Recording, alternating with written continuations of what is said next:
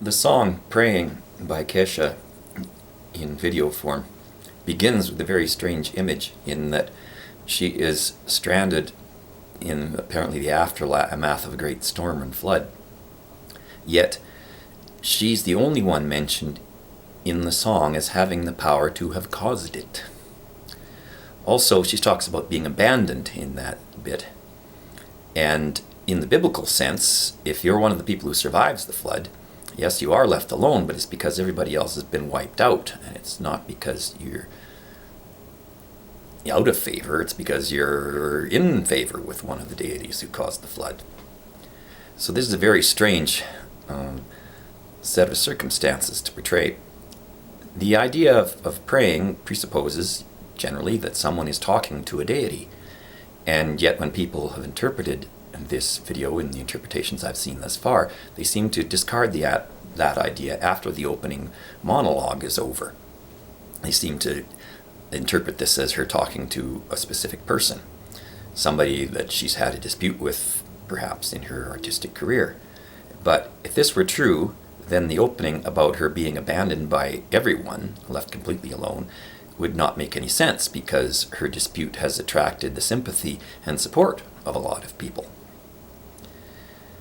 Also, if you're talking about the people at Sony or Dr. Luke that she's had a court case with, then saying that those people will be forgotten, nobody will remember their name when she's through with them, would not apply to them because it's gotten them more publicity than they would have had otherwise. So if you're talking about somebody with sufficient power to cause floods and put her through fire and hell so that she wants to obtain similar powers and supplant that entity, then you're talking about some sort of deity, most likely a biblical one, based on the symbolism elsewhere in the video. So the song is really not about praying for someone else who doesn't have power.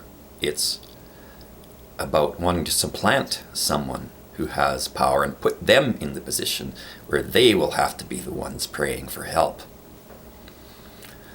It's also very odd in its use of symbolism. Well, not unusual in that it's crammed with mind control, Illuminati, ritual abuse symbolism. And this is so obvious, so much of it, that it kind of overwhelms anyone trying to watch it. And this continues even in the latter stages of the video. The setting of the video was Salvation Mountain in California, just east of the Salton Sea, as far as I have been able to research. So it is a place that's periodically flooded, but if it'd be flooded these days, only be by man-made means, because the Colorado River is so well regulated that hardly any water is capable of getting into the Salton Sea anymore. So if that area were to flood, it would be because it were done on purpose, more or less. And this is also a spot where there's some mind control symbolism operating, because the Salvation Mountain has a yellow brick road built into it, and this is what Kesha climbs in the course of the video. This is also the thing that's used to program people. It's part of the Wizard of Oz program, and that's supposed to be part of the MK Ultra program. If you look into things like the meaning behind Eyes Wide Shut, it also talks about following to the rainbow's end. And rainbows, of course, are very big at the end of the film. When people who are subjected to MK Ultra abuse go out of their heads to escape the abuse, they disassociate. That is called going over the rainbow, according to people like Fritz Springmeier and other people who interpret these Illuminati messages. So the film that Kesha makes as a video is not really so much about growing through this and becoming a better person, as I see it. It's more about identifying with the abuser, becoming like the abuser, and wanting to take the place of and do the same things as the abuser. Just passing from one form of abuse to disassociating and creating a different fantasy world. And in the end, taking on the powers, divine powers over the weather and the water. So as I see it then, it's not really what it's publicly acknowledged to be. One irony of this that came up in an interview that I found on YouTube was Kesha describing her album as a white whale.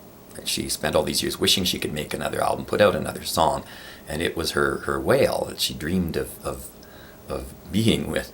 Now, white whale, in the basic dictionary meaning you can look up easily, is an object of obsession. It refers to Moby Dick and Captain Ahab's obsession and desire for revenge in hunting down a white whale until it destroyed him and almost everyone with whom he was associated. So that's what I see, in that in some ways pursuing these things like these songs, maybe she might have been better off not doing it.